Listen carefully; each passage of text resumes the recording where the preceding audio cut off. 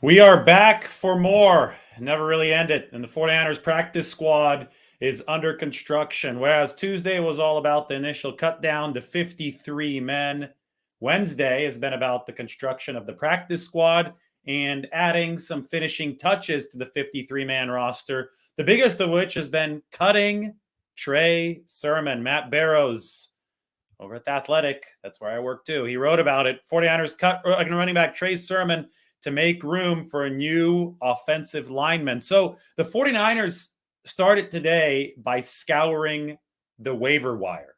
And we can take a look at the 70-man roster. That's what it's going to be now after the practice squad is finished, and stretch this out across the screen.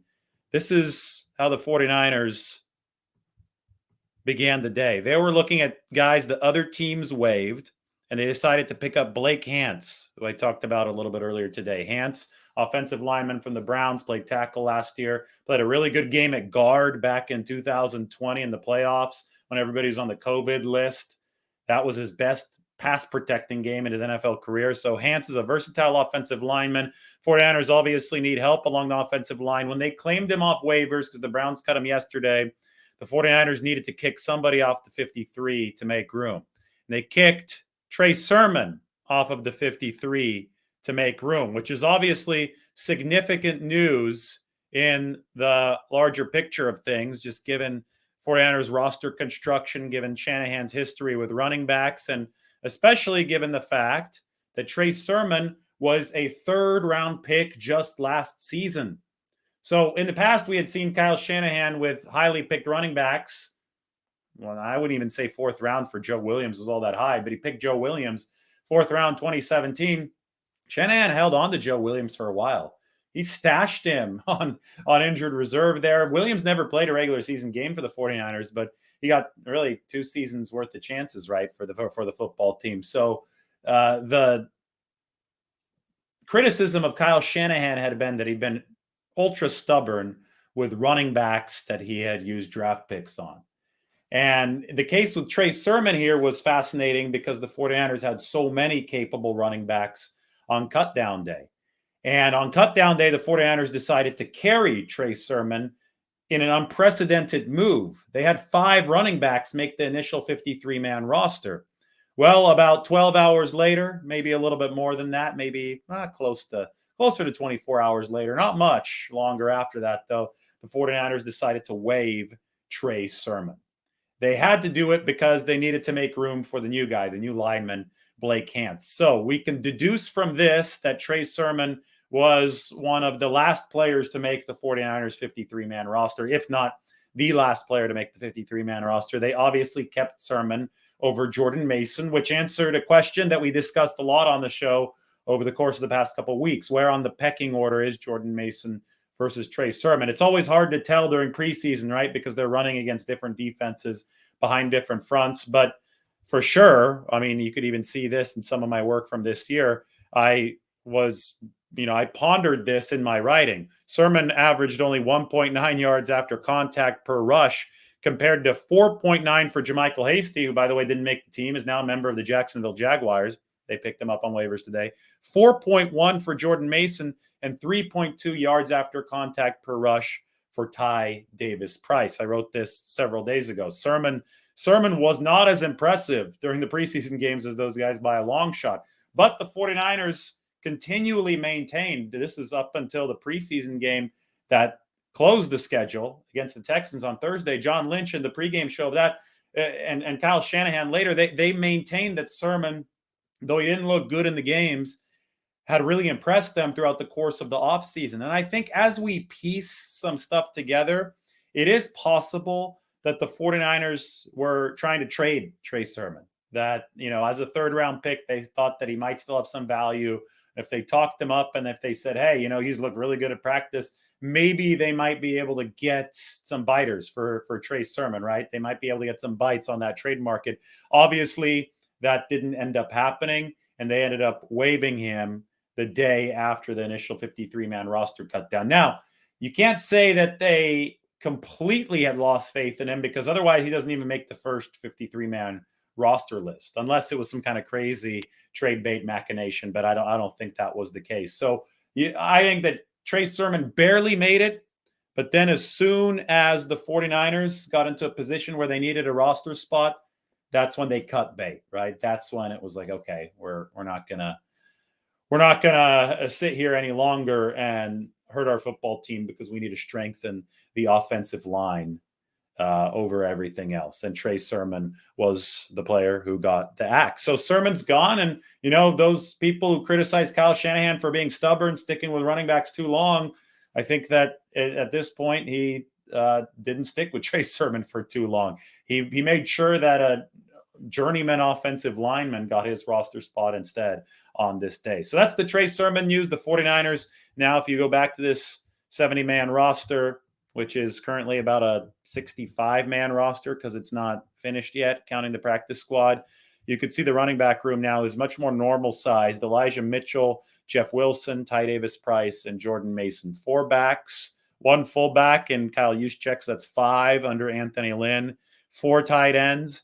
Deebo Samuel obviously lines up in the backfield. He's technically a wide receiver, and Trey Lance has got some legs too. So despite the fact they no longer have Trey Sermon, who's their worst performing running back of the preseason, the 49ers still are going to run the football a whole heck of a lot. All right, let's move on to some other news. By the way, check out Matt Barrow's article on The Athletic. He came out with this sucker today. That was Matt's.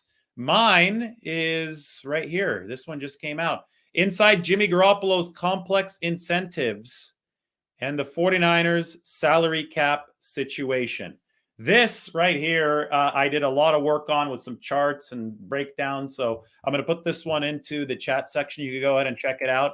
I have an answer now, a firm answer on how much salary cap space the 49ers actually have at $6.5 million. But the pathway to it, I think, is the more important part of this story. How the 49ers managed to get themselves into a financially sustainable place, even with Jimmy Garoppolo on the roster entering this 2022 season. Now, as you check out this article in the link in that chat section, keep in mind that the initial reporting, a lot of people, I don't think I write these pieces because I think that the salary cap is very misunderstood. There's a lot of stuff that people don't dedicate time to because you have to get into the nitty gritty, but it's actually really important, right? Because it's going to dictate how executives run football teams. A huge reason why Jimmy Garoppolo is in the position that he is in right now is because the 49ers, looking at their long-term plan, determined they needed to have a smaller cap hit at the quarterback position. So they do have that smaller cap hit, but within the context of a backup quarterback and within the context of what people expected just a couple days ago after Jimmy Garoppolo did re-sign with the 49ers, it is a significantly larger cap hit than initial presumptions. People thought 8.9 or 9 million because they thought all the incentives in Garoppolo's contract would be not likely to be earned. It's not the case. This is a very unusual case, in fact, of incentives being majority likely to be earned because Jimmy Garoppolo earned a lot of the incentives last year. So the way that incentives are determined as far as the NFL salary cap goes is simple. If the player achieved the incentives in his contract last season, they're likely to be earned. They count on this year's cap. If he didn't, they're not likely to be earned. They don't count on this year's cap. The NFL redoes its accounting every offseason. So if a player earns not likely to be earned incentives, the team is charged the next year. If a player doesn't earn likely to be earned incentives, the team receives a refund in the next season. But it's important for the 49ers' sake to know what the cap hit this year is going to be for Jimmy Garoppolo because they're operating with rather limited space here in 2022, right? So when the presumption from a lot of people was, it's going to be 8.9 or 9 million hit, then everybody was like, the 49ers have $20 million in cap space. This is awesome. That's not the case. It's a $14 million cap hit for Jimmy Garoppolo this season because the incentives are based on play time, and he saw a lot of it last year. Started 15 out of the 49ers 17 games. There's 500,000 based on playoff play time that he achieved last year. There's 500,000 based on NFC Championship game play time that he achieved last year. Now, he didn't achieve the NFC Championship win and the Super Bowl appearance, obviously, so that's not likely to be earned. But there are a lot of incentives on this contract for Jimmy Garoppolo that actually count against the cap this season, which make the hit $14 million and eat a little bit more into the 49ers cap space than I think was initially assumed. Now, I'm not saying that the 49ers are in a bad position financially. Again, I ran the numbers. We've shifted from the top 51 rule to the 53-man roster rule. So they had to construct the roster around how much it cost. They have to pay guys for the practice squad. I'm going to be talking about that here in a little bit because the 49ers landed a couple of absolute coups with the practice squad. But they're operating with middle of the pack cap space and not top of the line cap space. $6.5 million once you pay everybody, right? And they have paid everybody. I'm including all those estimates in the $6.5 million. That all means that the 49ers will enter this season financially armed to make prudent moves, but they're not going to be able to just spend willy-nilly at the trade deadline. Nor have they ever planned to do that, right? Kyle Shanahan and John Lynch always look for strategically cohesive additions. They're not going to just pick up, random names over the course of the season and try to fit a square peg into a round hole. They're going to be smart with their trade deadline acquisitions. In the past, we've seen Charles Omenihu join the team, Jordan Willis joined the team, both worthwhile trades before the deadline, both guys that the 49ers integrated, got into the room with Chris Kasarik, and both guys that are now contributors on their 53-man roster. So those kind of trades don't cost you all that much money, but you still do need some in-season money for the spending to happen, because otherwise it's really hard to kind of be fungible with the cap during the course of the season. You could do restructures and stuff in the offseason. It becomes a lot harder when you're acquiring contracts in the middle of the season. So this Garoppolo re-sign did help the 49ers as far as opening up some cap space. David Yang asked a good question. The 49ers get the $2 million back from Nate Sudfeld because he signed with the Lions. They're going to get about $1 million back probably. I don't know what exactly the contract size with the Lions was for Nate Sudfeld, but there is offset language. So I will go back and update that sheet. I actually have a salary cap sheet that everybody can check out. I mean, this is the 53-man roster sheet, but if you want to check out the salary cap sheet, the 49ers 53-man salary cap kind of breakdown, it's right here. And I go through a lot of the stuff in the article. I'll probably make a separate video on the cap situation because I think I uncovered a lot of new stuff. So if you want to see the salary cap sheet, go ahead and check out the link, which I just put in the comment section. It is free for you guys to peruse. But anyway, I'll put this Garoppolo article back on the screen and we will talk about the rest of the 49ers news today. Welcome everybody. Sub to The Athletic, obviously. Sub to the channel. Do all that good stuff. There's still a lot to go through. So I'm happy we kind of warmed up the show. Let a lot of you file in because we have quite the developments to talk. The 49ers currently have 12 of 16 practice squad spots filled. So they still have 4 more. We're not done yet as far as covering all this. I mean, this is ongoing construction. I'm in my apartment here in San Francisco and I hear, hammers and buzzsaws and everything. And because there's construction just down the street, I imagine that's what it sounds like at the 49ers facility right now. They are building the roster. It is a process. It won't be done tonight. It won't be done the next day. It won't be done until the end of the season, right? Then they're going to start all over for the next season because you're constantly tinkering and fixing stuff. It's like the Sagrada Familia, the cathedral over in Barcelona. It's a cathedral that's just been under construction for hundreds of years. They're never going to finish it. They're just going to keep on building. Well, that's what football rosters are like. You're always building. You're always tearing down. Nothing is permanent. NFL stands for not for long. Well, that applies to the rosters in the league. But as we speak right now, the 49ers have 12 of 16 practice squad spots filled, with this being the major news. We talked about the cuts yesterday, right? Kemoko Turay and Malik Turner, 2 veterans who we expected to make the 53-man roster, and the 49ers couldn't fit them on there because of other issues. They had to squeeze some other guys onto that 53-man. Well, both Toure and Malik Turner have signed with the 49ers practice squad. And these are 2 absolute coups.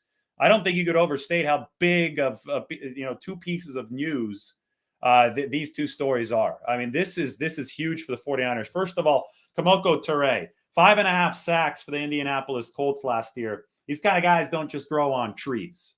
Kemoko Turay was a tough cut for the 49ers. I mean, just look at this. In almost any other NFL scenario, if you had a guy who had 5.5 sacks last year and then followed it up with a very productive preseason the next year, which is exactly what Kemoko Turay has done, a team wouldn't cut him.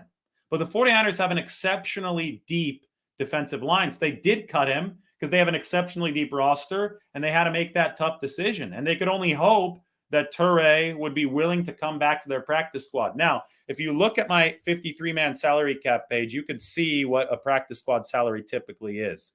I haven't filled out the practice squad here yet, but the practice squad minimum is $207,000 per year. You might be able to pay guys a little bit more than that. I don't know what the exact rules are, but the main thing is that, let's just talk about this in general. Practice squad guys aren't going to make that much more than that $200,000 per year. It's slotted by the CBA pretty tightly. I'm going to read a little bit more of that to be able to give you a little bit more information about those practice squad salaries. But the league minimum is over $1 million for guys that are just on the 53-man roster. Now, Kemoko Turay had $1 million guaranteed from the 49ers, so that's going to be coming regardless. And his practice squad salary will offset some of that. So maybe the gesture, the goodwill gesture from the 49ers of that $1 million guaranteed when he signed with them this offseason convinced Kemoko Turay to say, hey, yeah, I'll be on their practice squad. But he could have gone elsewhere, and he could have tried, I think a guy with 5.5 sacks who put together last season, who put together good preseason tape this year, I think he could have signed for more than the minimum somewhere else. I think he could have pushed for more money, and he ultimately didn't. He ultimately decided to instead sign with the 49ers practice squad. Why is this? Well, I think it's a testament to Chris Kasarik, the 49ers defensive line coach. I mean, this guy resurrects careers. This guy gets other players paid. Arden Key showed up last year, spit Arden Key out, and he gets paid by the Jacksonville Jaguars. You look at Kerry Hyder Jr. a couple of years ago. He shows up, gets paid by the Seattle Seahawks. When the Seahawks cut him a year later, he rejoins Chris Kasarik. I mean, they've got a factory going on in this defensive line room with the 49ers. They have an absolute factory. Gary Hall Jr., he was an American sprinter in swimming. You guys know that I swim, so I'm just talking about this. I think he was in the 96 Olympics, the 2000 Olympics, and he'd always have these obnoxious quotes.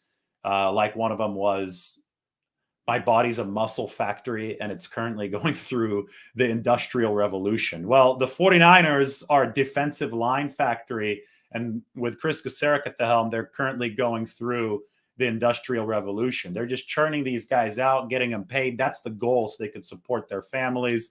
Chris Kasarik has said that before. I mean, it is his mission to just be that influence in these guys' lives as football players, to make them dominant defensive linemen. So you give Chris Kasarik some talent to work with, and he's going to give you results out on the other end.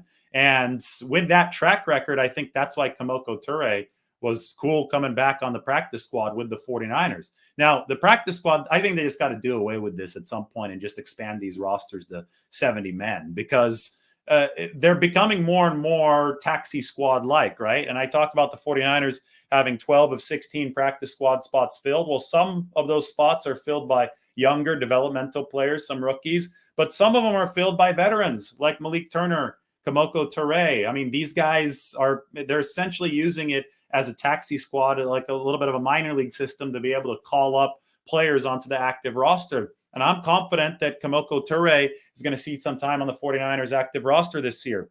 And I'm very confident that Malik Turner, it's not a Turner jersey behind me, by the way. It is the number 17 jersey, but I think it's fitting, but it's not actually him. I promised that you guys would see the back of it if the 49ers won the Super Bowl this year. But anyway, with Malik Turner, he's going to see some time for the 49ers in game situations. And both of these players will have a legitimate chance, and a more legitimate chance now than if they weren't on the practice squad, of being permanently promoted to the 49ers 53-man roster, where they would be able to get that pay bump from the 200-something thousand to the $1 million+ as vested veterans, minimum contract in the National Football League. For the case of Turner, I talk about Kasarik being the appeal potentially for Kemoko Turay. Well, think about the coaching connections that Malik Turner has with the 49ers. Brian Schneider, their new special teams coordinator, was his special teams coordinator back in Seattle, and they had really good units in Seattle. And Turner's a special teams ace, right? So I'm sure that Brian Schneider has been pounding the table for Malik Turner. Shanahan's talked very, very highly of Malik Turner and how he does everything right. They just couldn't fit him on that 53, but they're able to fit him on the practice squad. And this, folks, is the power of having a respected coaching staff and respected assistants who connect with players, because these veterans would rather be with the 49ers practice squad making less than elsewhere, making more on a 53-man roster. They want to be part of this building. They like the locker room. They like the culture that Shanahan and Lynch have built, but they also like working with tried and true, proven assistant coaches in Chris Kasarik for Kemoko Turay and Brian Schneider for Malik Turner. And you probably toss Leonard Hankerson, the wide receivers coach, into the mix because Turner's technically a receiver. I'm speaking special teams first because he's an ace in that phase of the game. But both of these guys are now back with the 49ers, and I think that was huge news today. Yes, Jason Poe did make it. Big news for the 49ers, and I know they're fans. I know that you guys all love Jason Poe. So why don't we take a look at the entirety of this roster right now? I'm going to pop this back open up onto the screen, make it wider for you so you can look. It's not as busy as I thought it'd be right now. There's 10 people looking at it. There were times yesterday where we had hundreds of people looking at this spreadsheet just to see what the 49ers were doing. I'm keeping it updated live. One thing that really stands out to me, all the blue, those are rookies, right? And I guess I should highlight the rookies on the practice squad side as well. So we'll do that together right now. But on the left side here, the 53-man roster, the blue highlights are rookies. The 49ers have 8 rookies on the 53-man roster, which shows that, at least early indication, this was an extremely productive draft. They got some players who they believe are good enough to contribute immediately in this draft. 7 of the 49ers' 9 2022 draftees made the initial 53-man roster. Number 8 is Clea Davis, who is still recovering from his ACL tear. And the 9th, Tariq Castro-Fields.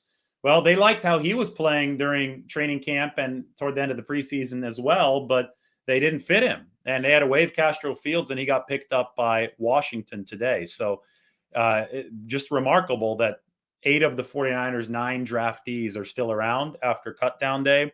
And then they have 8 making the 8 rookies making the 53-man roster, with undrafted free agent Jordan Mason being one of them. But speaking of undrafted free agents, people were worried when the 49ers waived Jason Poe, but the move ended up paying off because he wasn't claimed. And the 49ers can now continue that development process with Poe on the practice squad. So we have to find the right color here. Yep, there we go. I found the right color. Highlight Jason Poe. He's a rookie. We're going to highlight Tay Martin. He's also a rookie receiver who made the 49ers practice squad. Did I get it right again? Yep, I did. Good. It's always tough picking out of that color palette.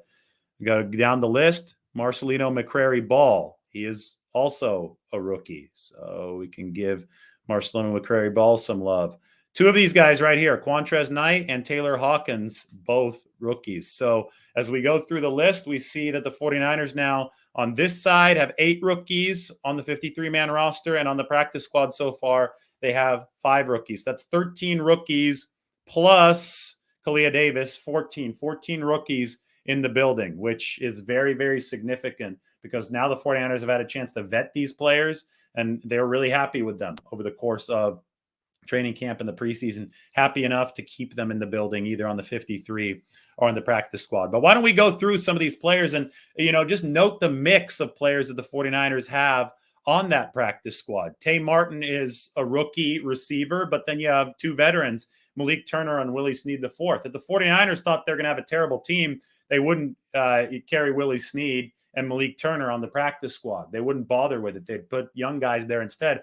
But again, they're using the practice squad for both developmental purposes and also for taxi squad purposes, so that it's an augment to this 53-man roster. Look at the offensive line. Keaton Sutherland's not a rookie. Keaton Sutherland, not a great football player, but they need center depth, and they need somebody to, kind of be manning the scout team, doing all that kind of good stuff.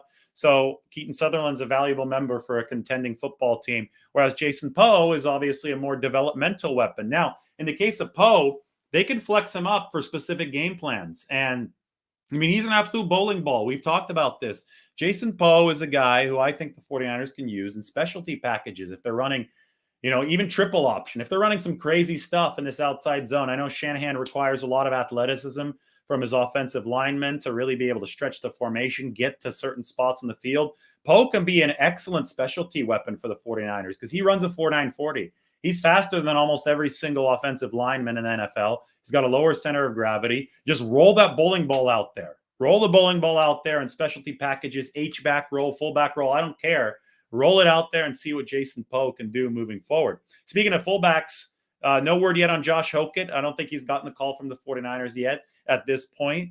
It could be that Jason Poe is somebody who they view as an in-game emergency replacement for Kyle Juszczyk at the fullback position. But I think if Juszczyk does go down at any point, which if you're the 49ers, you knock on wood, you hope that doesn't happen. If Juszczyk does go down, then I think they give Josh Hokett a call for sure because he's got the body type that matches that fullback role. But Poe's got the speed and the quickness to do some crazy stuff for the 49ers blocking-wise, and that's why they re-signed him back to the practice squad where they'll have some adaptability. All right, I will stretch this out again. You guys can check it out.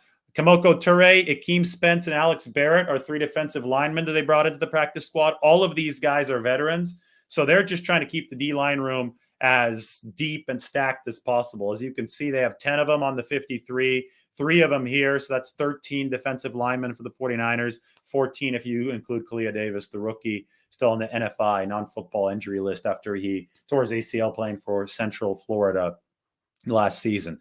Marcelino McCrary-Ball, developmental linebacker. They like him. He has made the team, not the 53, but he's made the team. They still have 4 spots left. Remember this, 12 of 16 practice squad spots filled. So, we'll see if they bring in Seguin Olubi. We'll see if they do bring in somebody like Josh Hokett. We'll see how that maneuvering works here over the course of the next week and a half and really over the course of the entire season, because this is always going to be fluid. And that's why I have this sheet to help you all keep track of everything. Finally, defensive backfield. I know everybody on Twitter was really excited about Quantrez Knight. I mean, he did a good job for the 49ers this offseason because as a rookie, it's tough to come in and play one position. Quantrez showed up and played 2 positions. He played safety and he played nickelback. And who knows, maybe he could even play some outside cornerback in a pinch for the 49ers. But he's just a football player. And he was the heart and soul of UCLA's defense last year. And anytime somebody's the heart and soul of a college defense at that D1 level, major conference level, he's got some moxie to him. And Quantrez got that moxie to him. Congratulations to him for making the 49ers practice squad. Fellow SoCal college product guy, Taylor Hawkins, out of San Diego State.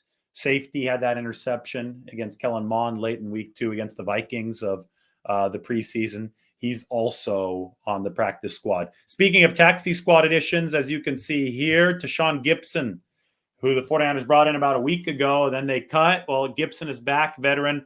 They're going to try to bridge the gap while Jimmy Ward is out. Ward officially on IR now. I think they might try to bridge it by activating Tashawn Gibson off of the practice squad. Everybody's going to be asking about Jaquiski Tartt. And here's the deal with Jaquiski Tartt. Let me explain this. This is something that you should keep in mind with all veterans right now that the 49ers might potentially sign.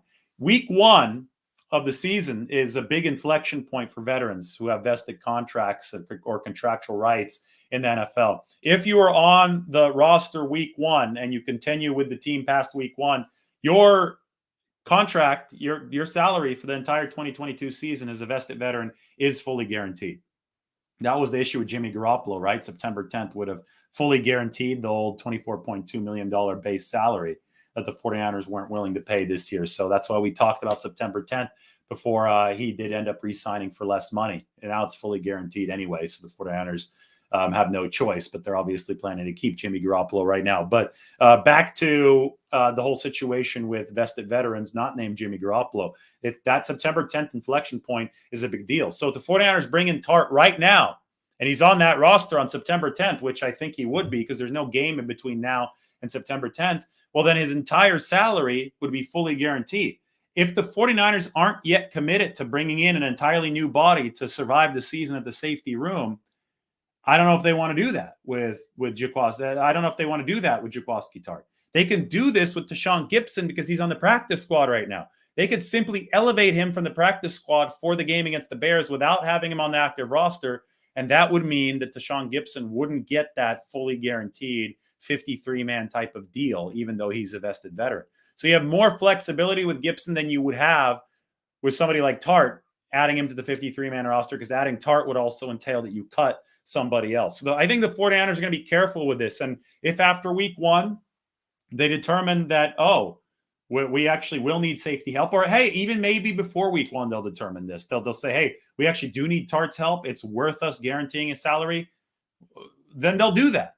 But it's more likely that they wait until after week one. And yes, it's true. Tart might sign elsewhere, but the 49ers don't feel that the cost-benefit analysis justifies signing Tart yet. At least that's what it seems like to me. Now, they're thinking long and hard about all this stuff. It's all developing in real time. So maybe within a day or two, the 49ers thought process changes, because Tart did get $500,000 guaranteed from Philadelphia, and that will offset in his next deal. So maybe he would be willing to take a pretty good deal with the 49ers. But just do remember that guarantee, that's just the league rule. That guarantee for vested veterans will happen on September 10th. Again, speaking of all this money and salary cap space, the 49ers have $6.5 million at this point. That's what I wrote today. Let me put this one up on the screen for you. Here's Jimmy Garoppolo and that whole contractual situation. I'm going to put this into the chat section. Oops, I didn't mean to do that. Just lost everything. There you go. I'm going to put this into the chat section for you. Check it out. Subscribe to The Athletic through this, and obviously hit the sub button on this video as well. We are 63 away from 19,000, so why don't you hit that sub button? Yeah, poor Hasty taken by the Jacksonville Jaguars. We'll see what the regime there does in the post-Urban Meyer era. Just going through some of the stuff I talked about earlier, the 49ers cut Trey Sermon to make room for Blake Hance. That's the new offensive lineman. Matt Barrows wrote this up on The Athletic. You go subscribe to him. Check out this stuff as well. Sermon had made the initial 53, did not make the second iteration of the 53, the second day version of it. The 49ers picked up a lineman off waivers. That offensive line needs help. I mean, we've been talking about that for years now, right? So, I mean, we could take a look at where Hance might fit in, but this 49ers offensive line saw a player that they liked in a system that wasn't all too different than Kyle Shanahan's, Kevin Stefanski's with the Browns, and they hopped on a chance to get a versatile offensive lineman. There's Hance. I mean, remember the 49ers picked up Laken Tomlinson in a rather unheralded move in 2017, right before the season started. Maybe Blake Hance becomes the guy that is productive for them as well. Now, Tomlinson was a former first-round draft pick, but he hadn't really lived up to the promise in Detroit.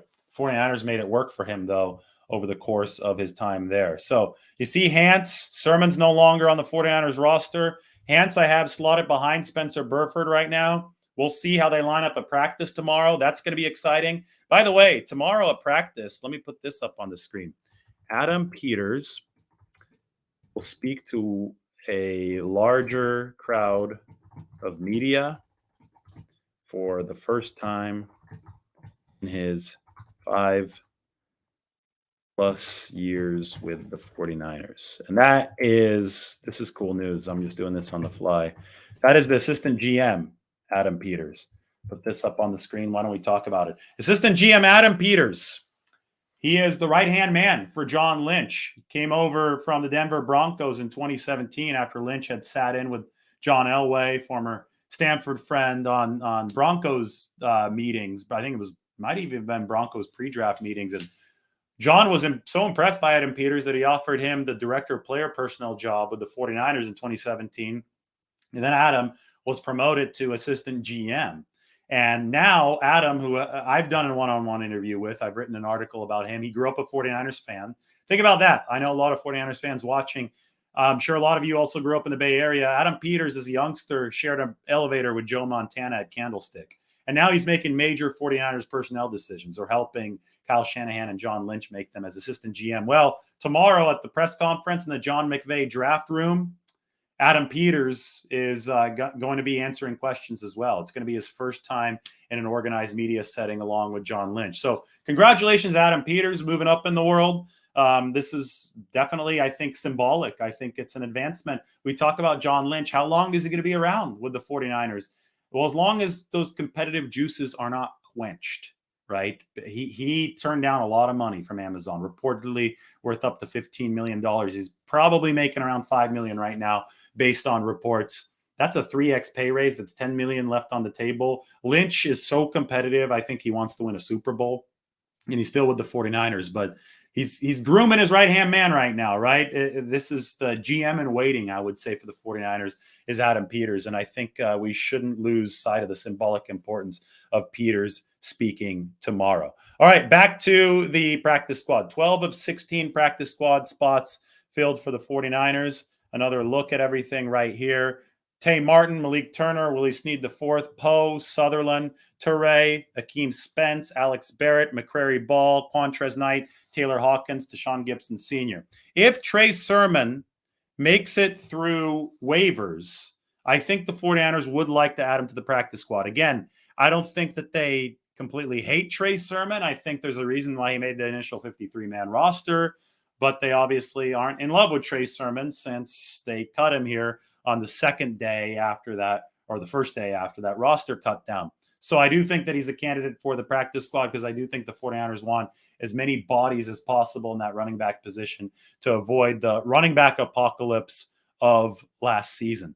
You go through the other position groups. Well, Malik Turner has bolstered the receiver room. Malik Turner is right here. He's going to be effectively as wide receiver number 6 for the 49ers right now. And Jason Poe is going to be working on his development in the back.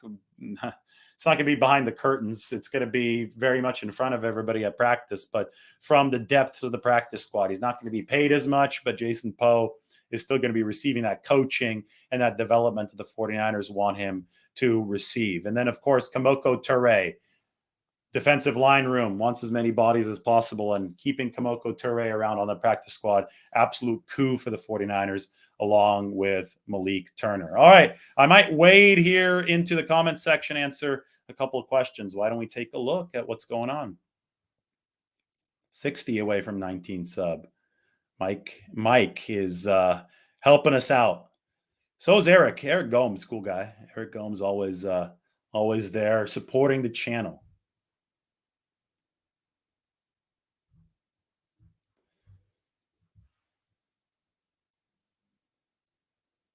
The 49ers have promoted Peters. Somebody is saying that the 49ers don't seem interested in protecting Peters by promoting him. They promoted him from director of player personnel to assistant GM.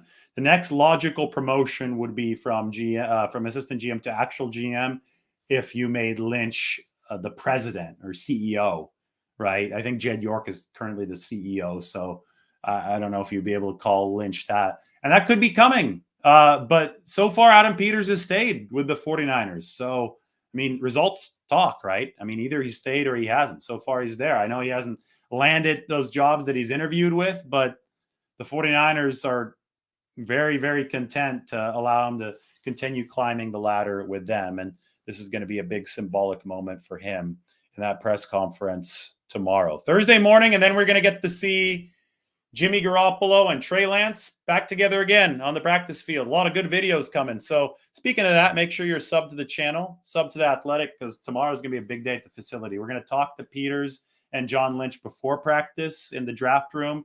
Then we're going to go out to practice, and then we're going to talk to some players after that. So it's going to be some fascinating stuff tomorrow, definitely at the 49ers facility. Any more questions? I'm sure there's a ton of them.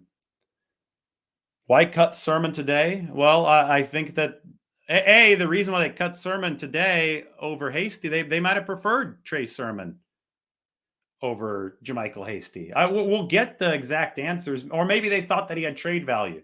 You know, maybe they were working on something and it didn't work out. This is all speculation. I'm going to couch it with that. But you cut him today because Blake Hance, the offensive lineman, showed up on the waiver wire, and you're able to pick him up. So they needed a spot. Every day you adapt to the circumstances of that day. You can't look back at everything with 2020 vision, right? Hindsight's always 2020. But the 49ers yesterday had enough room for Trey Sermon for whatever reason, and today they didn't. And the reason there was they picked up a new offensive lineman in Blake Hance. Mr. Corey has a question about the offensive line. Is this O-line going to shock the world? He asks. Or is the bill going to come due for spending 1 first, 1 second, and 0 third-round picks in the O-line in 6 years?